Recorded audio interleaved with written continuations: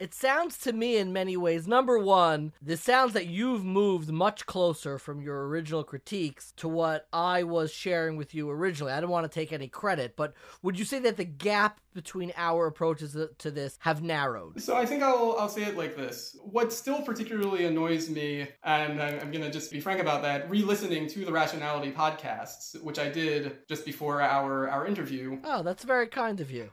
That so many of the speakers, they were trying to have their cake and eat it too, essentially. They were arguing for removing Judaism from the epistemological realm, but also that should still make a claim on others. That the religiously undecided Jew, the pragmatic reasons that work to bring me to orthodoxy should also be able to work to get other people in. Simi Peters, I think, was most explicit with this in her interview. To be fair, she did admit that it's not a neutral choice morally between orthodoxy and other options. In her chapter in Sinai Spinoza volume, she does specifically say, on a moral level, on a sociological level, on basically every level, Orthodox Judaism doesn't have a lot going for it over alternatives, except the fact that there needs to be something pushing us into another view. For her, that was in the realm of history. Seeing how many people have maintained their belief through the ages, no matter what. And that, she said, should be a convincing argument for Jews. The question is, what happens when a Jew doesn't buy that anymore? And you had questioned her on this a little bit when you had asked for a Muslim or a Christian and their perspective. But my question back is, well, then what do you say when a Jew says, I don't buy this argument.